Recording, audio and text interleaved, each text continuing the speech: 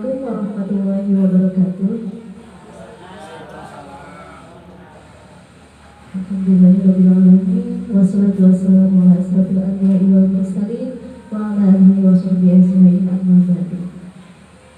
Puja dan puji syukur marilah kita panjatkan kehadirat Allah Subhanahu wa taala sehingga kita bisa bertemu bertatap muka dalam kegiatan pada hari ini.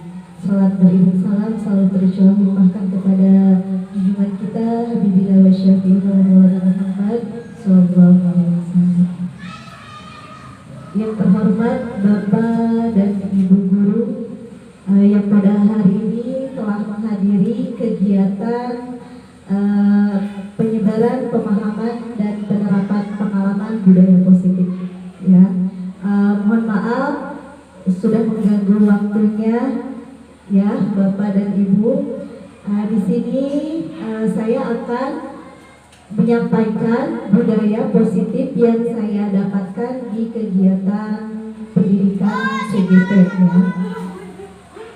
Nah, sebelumnya mungkin Bapak dan Ibu tidak asing dengan kata budaya positif. Nah, ada yang terpikirkan tidak Bu? Atau Pak, apa saja sih budaya positif yang ada di lingkungan sekolah kita? Apa misalnya? Ya, tuh masuk kelas tepat waktu itu salah satu contoh budaya positif. Nah, yang kegiatan budaya positif ini juga terpikir oleh Bapak Pendidikan kita, yaitu Ki Hajar Dewantara, di mana pendidikan itu harus berpihak kepada murid. Dan kita ketahui juga semboyan Bapak Ki Hajar Dewantara yaitu ing ngarso sungtulodo ing madya mangun karso tuturi handayani, di mana seorang pendidik itu di depan menjadi teladan bagi anak didik kita, di tengah menjadi membangun semangat untuk bisa mengikuti kegiatan pembelajaran, dan di akhir kita itu sebagai pendorong, ya, sebagai pendorong agar anak didik kita itu menjadi lebih baik lagi. Nah, selanjutnya di sini adalah konsep inti budaya positif. Yang pertama yaitu perubahan paradigma belajar, yang kedua disiplin positif, yang ketiga nilai-nilai kebajikan, keempat kebutuhan dasar manusia, yang kelima motivasi perilaku manusia, yang keenamnya posisi kontrol guru, ketujuh keyakinan kelas, kedelapan segitiga restitusi. Itu adalah materi yang saya dapatkan di kegiatan modul 1.4 ya. Di sini yang pertama ada pembelajaran dengan paradigma baru. Pembelajaran paradigma baru ini merupakan pembelajaran yang berorientasi pada penguatan kompetensi dan pengembangan karakter yang sesuai dengan dimensi profil pelajar Pancasila, ya. Yang saya juga sempat mendengar di lagu-lagu kelas 1 ya, sudah diterapkan tuh di sini kelas 1 dan kelas 4 ya.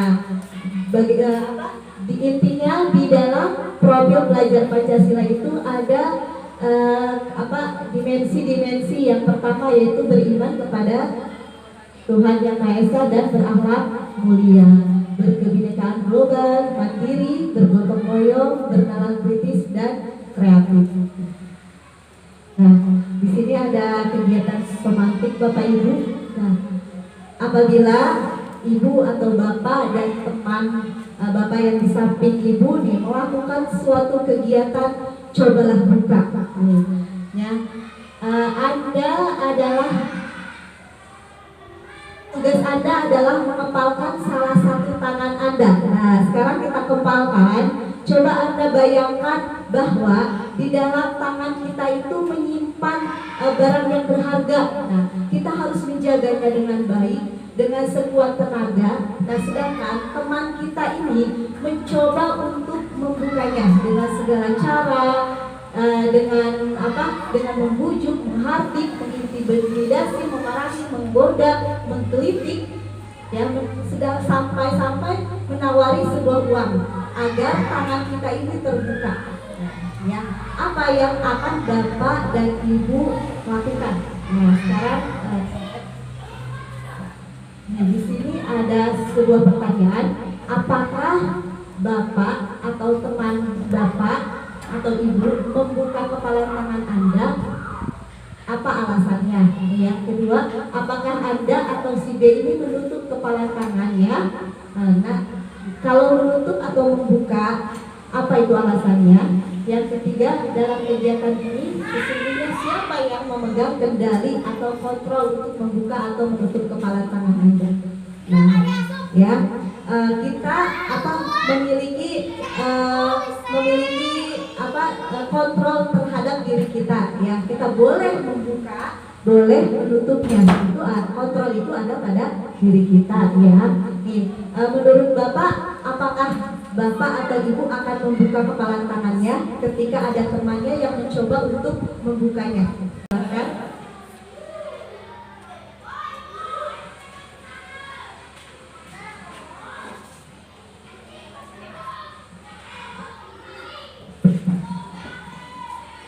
Bismillahirrahmanirrahim. Assalamualaikum warahmatullahi wabarakatuh. Izin menjawab pertanyaan pemantiknya, Bu. Kalau saya ada di posisi salah satu orang yang sedang mengepalkan tangan di sini, kemudian diberi stimulus oleh rekan saya berupa bujukan, tadi berupa tawaran, intimidasi, bahkan menghardik sekalipun, apapun yang ada di dalam kepala tangan saya ini, karena ini sesuatu yang berharga untuk saya tidak akan membuka kepala tangan ini. Kenapa saya lakukan itu? Saya tidak peduli apapun penilaian orang-orang terhadap keputusan yang saya ambil, karena apa yang ada pada diri saya itu adalah kontrol atau kendali saya. Hanya saya yang dapat mengontrol itu semua. Mungkin hanya itu, Bu. Terima kasih. Assalamualaikum warahmatullahi wabarakatuh. Waalaikumsalam warahmatullahi wabarakatuh. Terima kasih kepada Ibu Mila yang telah memberikan tanggapannya terhadap pertanyaan pemantik tadi. Ya, berikan tepuk tangan Bapak Ibu. Ya, betul sekali ya. Apa kata Ibu Mila tadi, bahwa kendali itu ada pada diri kita, ya. Atau ada yang mempunyai pendapat lain, mungkin saya akan membuka kepala tangan saya, tapi itu pun pasti ada alasan tersendiri, ya. Nah, ini adalah miskonsepsi tentang teori kontrol, ya. Kadang kita sering juga memberikan kontrol kepada anak murid kita, ya. Ini salah satunya ilusi guru mengontrol murid. Yang kedua, ilusi bahwa kritik dan membuat orang merasa bersalah dapat menguatkan karakter. Ilusi bahwa semua penguatan positif efektif dan bermanfaat. Ilusi bahwa orang dewasa memiliki hak untuk memaksa. Kita berpikir bahwa kita bisa memaksa orang, kita bisa mengontrol, memaksa anak didik kita untuk nurut kepada kita. Kita memaksa bahwa apa yang kita katakan itu harus dituruti oleh anak didik kita, ya. Sedangkan itu hanya miskonsepsi, ya. Dan di sini ada mengubah dari paradigma stimulus kontrol ini, stimulus respon kepada pendekatan teori kontrol. Di sini ada stimulus respon dan teori kontrolnya. Yang pertama, realitas kebutuhan kita sama, sedangkan teori kontrol itu realitas kebutuhan kita berbeda. Semua orang melihat hal yang sama. Setiap orang itu memiliki gambaran berbeda. Walaupun kata kita baik, belum tentu orang itu menurut pandangan orang itu baik, ya. Kita mencoba mengubah orang agar berpandangan sama dengan kita. Kita berusaha memahami pandangan orang lain tentang dunia. Itu teori kontrolnya. Di stimulus respon juga perilaku buruk dilihat sebagai suatu kesalahan, ya. Sedangkan semua perilaku memiliki tujuan, ya. Perilaku yang dilakukan oleh anak didik kita pasti ada alasannya. Orang lain bisa mengontrol saya, ya. Sedangkan teori kontrol itu hanya Anda, hanya kita lah yang bisa mengontrol diri Anda atau diri kita. Saya bisa mengontrol orang lain. Nah, itu dari stimulus respon. Sedangkan teori kontrol itu Anda tidak bisa mengontrol orang lain. Selanjutnya, pemaksaan ada pada saat rujukan gagal. Sedangkan menurut teori kontrol, kolaborasi dan konsensus menciptakan pilihan-pilihan baru. Model berpikir menang atau kalah. Sedangkan menurut teori kontrol, model berpikir menang. Nah, itulah teori stimulus respon dan teori kontrol ya. Di sini ada materi disiplin positif. Nah, dari teori kontrol itu kita bisa mengubah dalam di dalam teori disiplin positif ini. Dalam budaya kita, makna kata disiplin dimaknai menjadi sesuatu yang dilakukan seseorang pada orang lain untuk mendapatkan kepatuhan. Kita cenderung menghubungkan kata disiplin dengan ketidaknyamanan ya. Kita biasanya di sekolah suka selalu berkata kepada anak didik kita, "Hayu patuhi peraturan sekolah." Menurut Ki Hajar Dewantara, menyatakan bahwa di mana ada kemerdekaan disitulah harus ada disiplin. Nah, kita sekarang menggunakan kurikulum merdeka ya, di mana diterapkannya di kelas 1 dan kelas 4.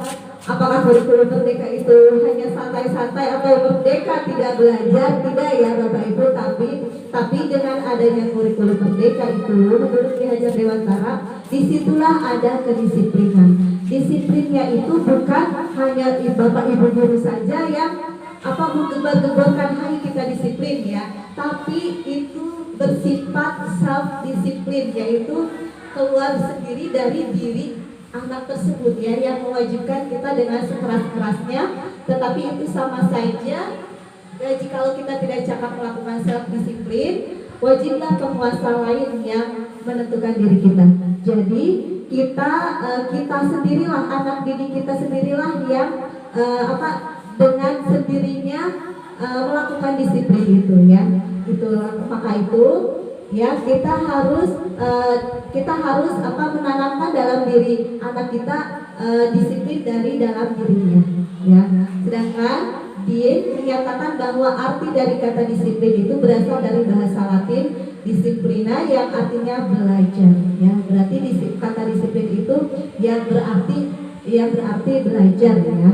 Nah, di sini ada nilai-nilai kebajikan universal. Nah, nilai-nilai kebajikan ini yang akan kita lakukan di sekolah kita, yaitu di sini ada nilai-nilai kebajikan profil pelajar Pancasila ya, di mana kita sering gaungkan kepada anak-anak. Kita harus memiliki nilai kebajikan, beriman dan bertakwa kepada Tuhan Yang Maha Esa, dan berakhlak mulia, berkebinekaan global, bergotong royong, mandiri, kreatif dan bernalar kritis. Nah, di sini juga ada nilai kebajikan menurut Ibo Primary yes program. Di sini sikap murid itu toleransi, rasa hormat, integritas, mandiri, menghargai, antusias, empati, keingintahuan, kreativitas, kerjasama, percaya diri, komitmen. Nah, di sini juga ada petunjuk seumur hidup dan keterampilan hidup. Nah, keterampilan hidup diantaranya dapat dipercaya, lurus hati, pendengar yang aktif, tidak merendahkan orang lain, memberikan yang terbaik dari dirinya. Ya, nah inilah ketiga contoh ya nilai-nilai kebajikan universal. Sebenarnya masih banyak lagi, tapi saya di sini hanya menampilkan 3 contoh ya dari masing-masing nilai-nilai kebajikan. Nah, di sini ada motivasi perilaku manusia. Nah, biasanya ini juga ada dalam diri anak-anak kita di sekolah, yaitu mereka melakukan kegiatan apapun itu di sekolah itu untuk menghindari ketidaknyamanan atau hukuman. Yang kedua, untuk mendapatkan imbalan atau penghargaan dari orang lain. Yang ketiga, untuk menjadi orang yang mereka inginkan dan menghargai diri sendiri dengan nilai-nilai yang mereka percaya. Itu perilaku manusia, motivasi perilaku manusia ya Bu. Nah, di sini juga ada pemantik ya. hukuman dan penghargaan. Di sini ada suatu kasus, yaitu IPA yang kurang menguasai pelajaran matematika, sehingga pada saat pelajaran tersebut berlangsung dia lebih banyak berdiam diri, mungkin karena takut ini si IPA-nya, atau menggambar di buku pelajarannya. Pada saat guru matematikanya yaitu Pak Seno menanyakan pertanyaan, IPA menjadi gugup, ya, bukannya dia bisa menjawab karena dia itu tidak bisa, maka IPA menjadi gugup. Nah, dan tak sengaja menjatuhkan tasnya dari bangkunya serta tiba-tiba menjadi gagap pada saat berupaya menjawab. Seluruh kelas pun tertawa. Perilaku IPA ini yang bicara tergagap dan terkejut tersebut, Pak Seno pada saat itu membiarkan teman-temannya untuk menertawainya, ya. Nah, IPA itu merasa malu, ya, malu luar biasa, ya. Dan malahan Pak Seno itu meminta IPA untuk berdiri di depan, ya, sambil menunjuk hidungnya karena tidak bisa menjawab pertanyaan Pak Seno. Kelas itu semakin gaduh. Nah, anak-anak pun tertawa melihat IPA, nah, di depan berdiri sambil memegang ujung hidungnya. Dari kegiatan atau dari kasus ini, nah, ada dua pertanyaan. Apakah Anda setuju dengan ketindakan Pak Seno terhadap IPA? Nah, apakah Ibu setuju tidak, Bu? Siapa yang mau menjawab? Ya, silakan. Setuju tidak dengan tindakan Pak Seno tadi? Hanya silakan setuju tidak.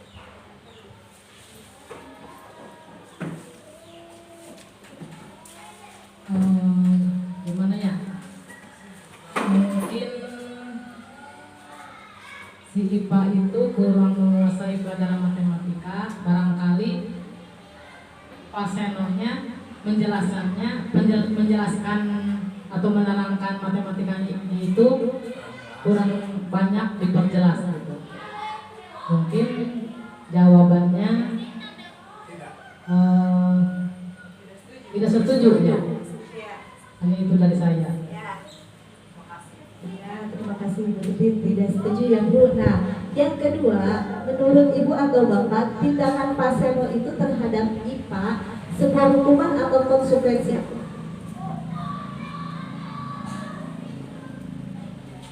Hukuman apa konsekuensi, Bu? Ya, hukuman, ya, betul ya. Ini Pak Seno itu memberikan hukuman terhadap IPA. Apakah tindakan Pak Seno itu sebagai guru saat ini itu baik atau tidak? Ya. Nah, sebaik apa? Sebaiknya Pak Seno itu menanyakan alasannya, ya. Apa kekurangan anak didik kita itu apa, ya. Tidak harus langsung memberikan hukuman seperti itu, ya. Ya, mungkin karena bapak gurunya kurang penjelasan, ya, sehingga ke anak didiknya juga kebingungan harus menjawab apa, ya. Kita juga sebagai guru tidak harus langsung memberikan hukuman, ya, Bu. Ya, betul seperti itu. Nah, ini ada identitas gagal dan identitas berhasil dari hukuman, konsekuensi, dan restitusi. Nah, di sini ada kata restitusi. Tidak hanya hukuman, tidak hanya konsekuensi, tapi juga ada restitusi. Ketiga ini ada perbedaannya, ya. Hukuman menghasilkan nilai yang negatif, sedangkan konsekuensi atau sanksi itu menghasilkan netral, dan restitusi itu menghasilkan budaya positif.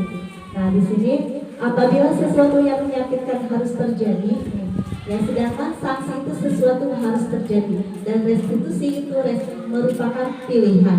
Nah, di sini kita bisa ada kata-kata peraturan adalah kamu harus bagaimana, apa peraturan yang mampukah kamu melakukannya. Nah, terima kasih, itu bagian konsekuensi.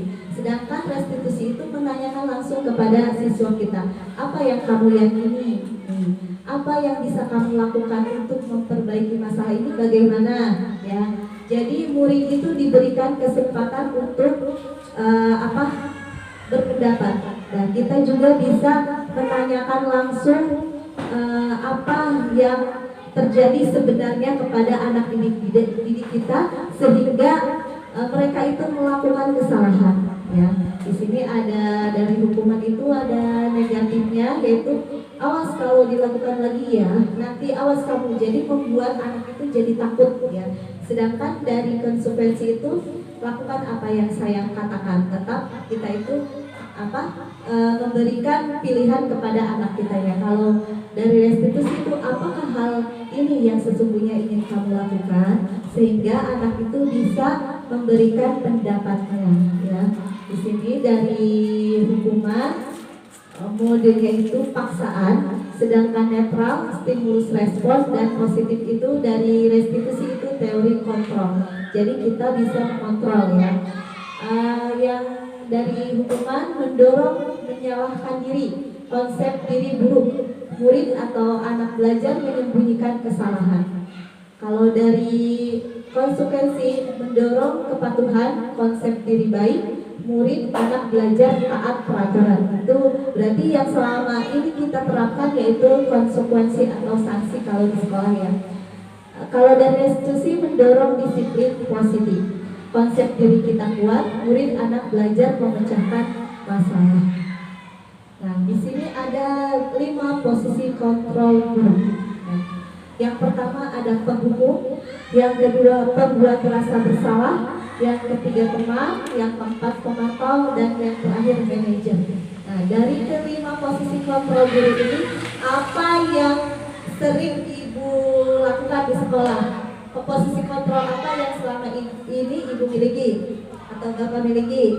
Pak, biasanya Bapak terhadap anak penghukum atau pembuat rasa bersalah, atau Bapak dengan anak itu dijadikan teman, pemantau, atau manajer? Penghukum, biasanya kita penghukum, pemantau ya. Pemantau, kita selalu memantau apabila anak membuat kesalahan ya. Nah, di sini ada contoh penerapan 5 posisi kontrol guru. Nah, permasalahannya ini, siswa ada yang tidak menggunakan sepatu ketika datang ke sekolah. Nah, di sini ada kita posisi kontrol sebagai penghukum. Berdiri di depan kelas sampai jam istirahat. Nah, itu adalah contoh penghukum. Kita menghukum anak melakukan satu kesalahan, tidak tahu apa sebabnya kenapa, langsung kita hukum anak itu untuk berdiri di depan kelas. Yang kedua, pembuat rasa bersalah. Berapa kali ibu atau bapak mengingatkan kamu, tetapi kamu selalu aja mengecewakan bapak atau ibu ya. Dengan kata-kata seperti itu membuat anak merasa bersalah dengan apa yang anak lakukan. Nah, ini ada posisi kontrol sebagai teman. Ayo dong tolong bantu bapak atau ibu untuk mematuhi peraturan sekolah. Lain kali jangan diulangi lagi ya. Nah, ini sebagai teman. Yang selanjutnya nih, kamu sudah melanggar peraturan sekolah, kamu tahu konsekuensinya. Sekarang silakan pulang ke rumah untuk memakai sepatu. Ini pemantau ya. Dan yang terakhir manajer. Yang manajer ini kita tanyakan dulu kepada anak. Nah ya, kita pelan-pelan ditanyakan kepada anak, kenapa kamu datang ke sekolah tidak memakai sepatu? Mungkin ada alasannya, misalnya apa alasannya. Nah, nanti kita tanyakan dulu, baru kita memberikan saran ya, memberikan saran terbaik untuk anak kita ya. Nah, di sini ada keyakinan kelas. Nah, kenapa keyakinan kelas? Kita tahunya selama ini peraturan kelas, yaitu yang harus ditaati oleh anak-anak ya. Sedangkan keyakinan kelas itu adanya atas adanya kesepakatan dari peserta didik kita. Nah, di sini kita akan membentuk keyakinan kelas. Pembentukan keyakinan kelas itu bahwa yang pertama, keyakinan kelas itu bersifat lebih abstrak daripada peraturan yang lebih rinci dan konkret. Keyakinan kelas berupa pertanyaan-pertanyaan universal. Nah, pernyataan keyakinan kelas senantiasa dibuat dalam bentuk positif. Jadi tidak ada lagi kata jangan, tidak boleh, bisa jangan membuang sampah di kelas, tapi kita rubah menjadi buanglah sampah ke tempatnya. Misal tidak boleh apa tuh? Tidak boleh makan di ruang kelas misal, tapi rubahlah makan dan minum ketika istirahat. Misal tidak ada kata positif dari pernyataan keyakinan kelas. Keyakinan kelas hendaknya tidak terlalu banyak sehingga mudah diingat dan dipahami oleh semua warga kelas. Nah, keyakinan kelas sebaiknya sesuatu yang dapat diterapkan di lingkungan tersebut. Semua warga kelas hendaknya ikut berkontribusi dalam pembuatan keyakinan kelas lewat kegiatan curah pendapat.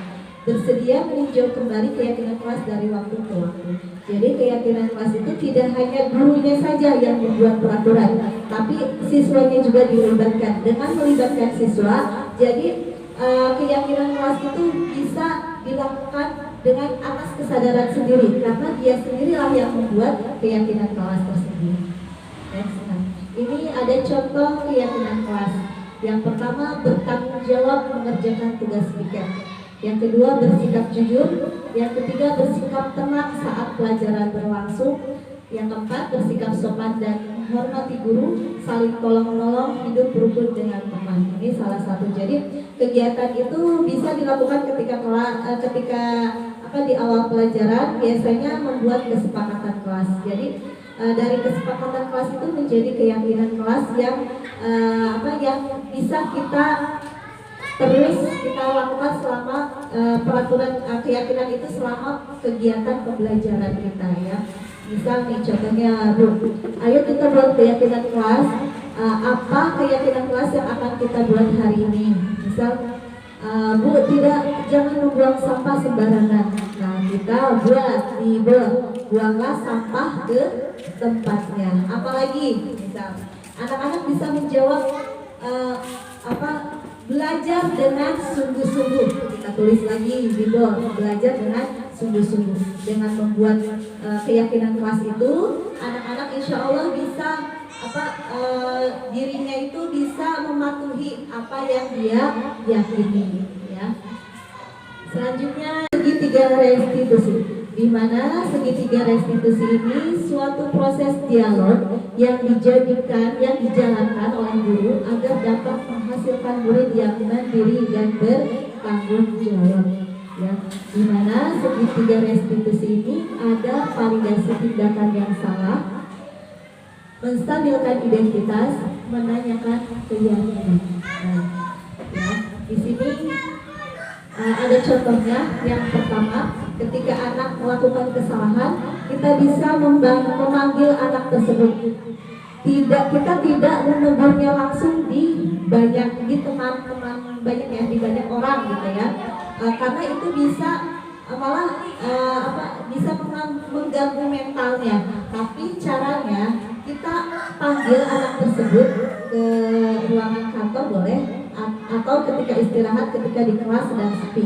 Nah, kita tanyakan langsung, kita ajak diskusi anak tersebut.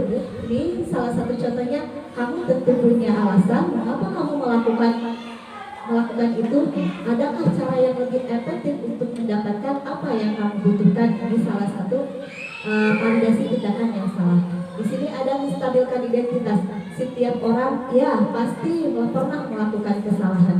Kamu bukan satu-satunya yang pernah melakukan kesalahan ini. Nah, ibu pun atau bapak pun pernah melakukan kesalahan, ya. Nah, dengan menstabilkan identitas ini, kita juga bisa menanyakan keyakinan kelas yang telah kita buat. Nah, ya. Nah, keyakinan kelas itu kita tanyakan kepada anak. Nah, keyakinan kelas apa yang telah kita sepakati? Nah, kamu ingin menjadi orang yang seperti apa? Nah, nanti anak itu menjelaskan, saya ingin menjadi anak yang baik atau bertanggung jawab. Saya tidak akan melakukan kesalahan yang terulang lagi seperti itu. Ya. Ya, demikian yang telah saya sampaikan. Kurang lebihnya mohon maaf. Assalamualaikum warahmatullahi wabarakatuh.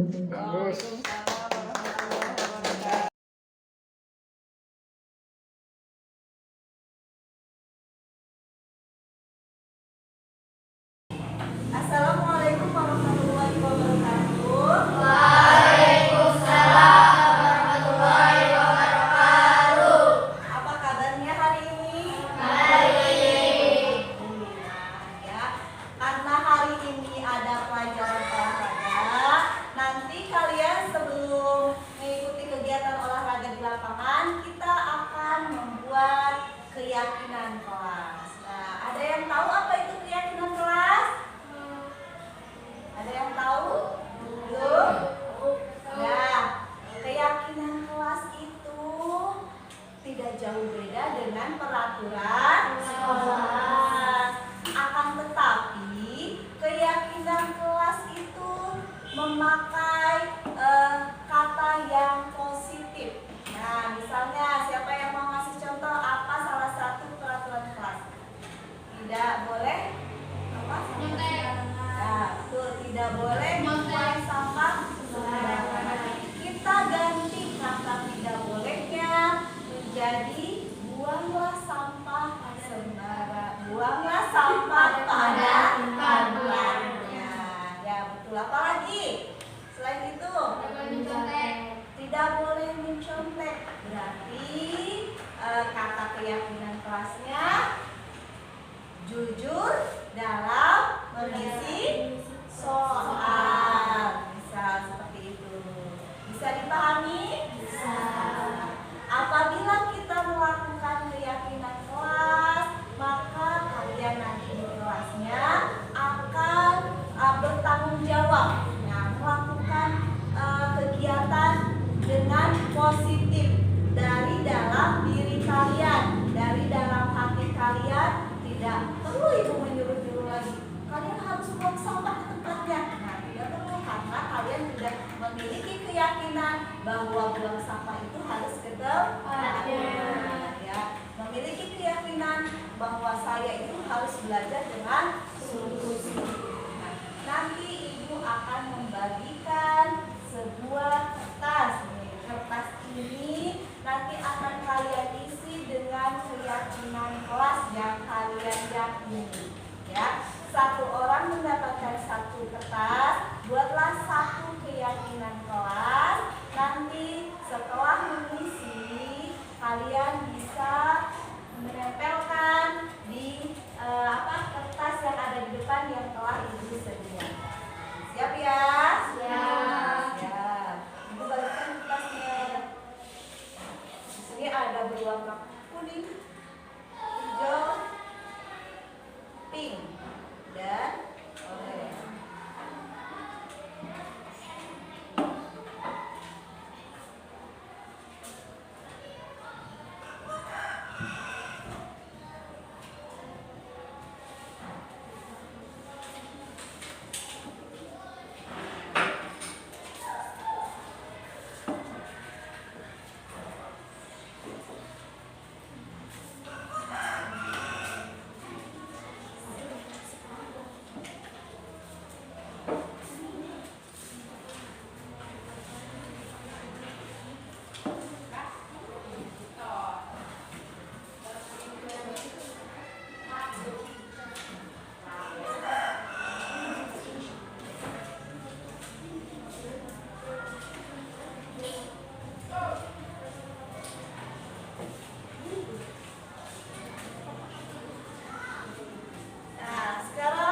Kalian sudah menerima kertasnya,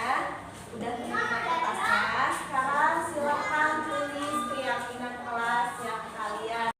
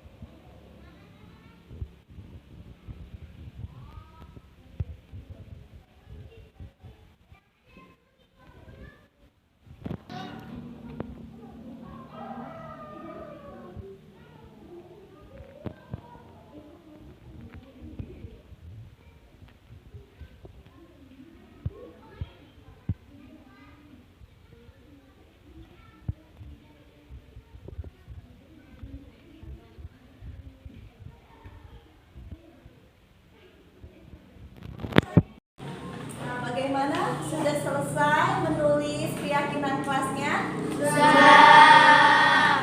Ya, sekarang silahkan tempel kertas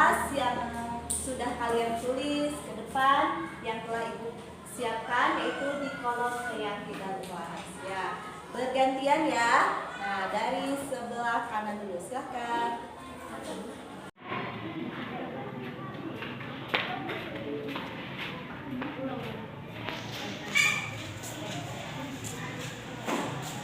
Ya, lanjutkan.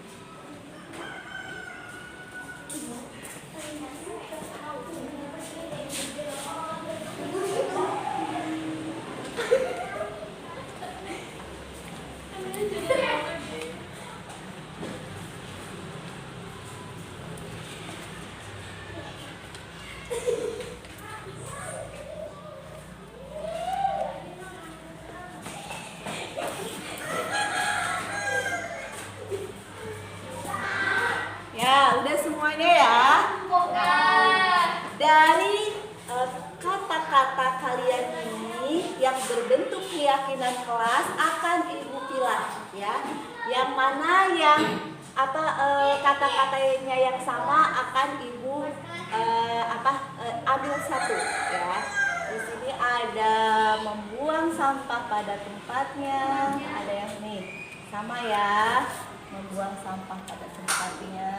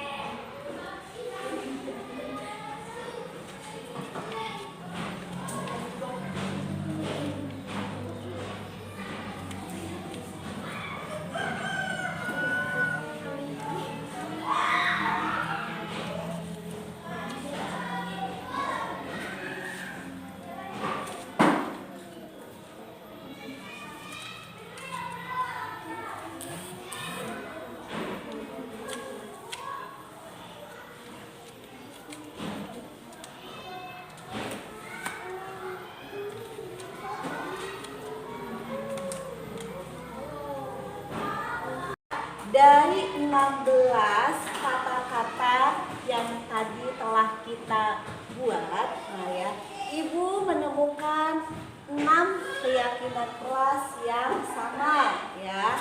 Nah, di sini yang pertama mengikuti pelajaran dengan sungguh-sungguh, yang kedua izin ketika keluar kelas, yang ketiga menyapu halaman dan ruang kelas sesuai jadwal piket. Selanjutnya berkata dengan sopan, makan dan minum di luar kelas, membuang sampah pada tempatnya. Nah ya, ya. Tepuk tangan untuk kita semua. Nah, keyakinan kelas ini akan kita yakini dan kita patuhi ya, dengan kesadaran dari dalam diri kita ya. Siap untuk mematuhi keyakinan kelas? Keyakinan kelas kita sudah kita buat. Nah, pelajaran selanjutnya yaitu kegiatan olahraga. Silakan sekarang Ibu tutup dengan mengucapkan hamdalah.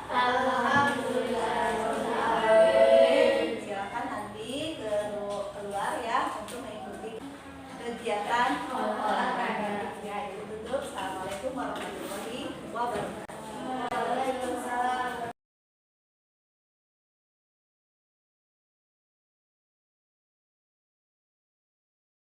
Terima kasih Isti telah memenuhi panggilan Ibu. Ya, nah Isti udah istirahat? Udah makan? Ini juga udah. Nah Isti, apakah Isti tahu kenapa Isti dipanggil ke tempat ini sama Ibu ketika istirahat? Nah Isti, tadi Ibu melihat saat Isti mengerjakan soal matematika, Isti mencontek sama Julpa. Apakah itu benar? Iya Bu, maaf. Ya, tidak apa-apa. Setiap orang mempunyai kesalahan termasuk Ibu ya. Tapi Ibu tahu kalau Isti pasti punya alasan kenapa Isti mencontek. Iya Bu, soalnya susah, Isti tidak bisa dan malamnya juga Isti tidak belajar. Nah, Isti tidak belajar, soalnya susah. Baik. Nah, apakah Isti dengan mencontek itu merasa senang? Awalnya senang tapi bisa menjawab soal, tapi Isti menyesal udah mencontek. Ya, sekarang Isti menyesal. Nah, apakah keyakinan yang Isti percaya selama ini? Tanggung jawab, percaya diri, dan mandiri. Nah, Isti harus tanggung jawab ya, harus percaya diri juga dengan mengisi soal sendiri, dan Isti juga harus mandiri untuk mau belajar ya. Nah, apakah Isti itu mencontek mencerminkan keyakinan kelas yang selama ini kita yakini? Tidak Bu. Ya, tidak. Ya, baik. Nah, ya, apa yang akan Isti lakukan ke depannya? Isti akan meminta maaf sama Julpa. Isti akan belajar bersungguh-sungguh dan tidak mencontek lagi. Ya, baik. Nah, sekarang nanti Isti minta maaf sama Julpa. Isti udah mengakui kesalahan Isti. Nah ya, dan Isti tidak akan melanggar. Bagus ya, baik. Karena Isti sudah mengetahui apa yang akan Isti perbaiki ke depannya. Sekarang silakan Isti berkumpul lagi dengan teman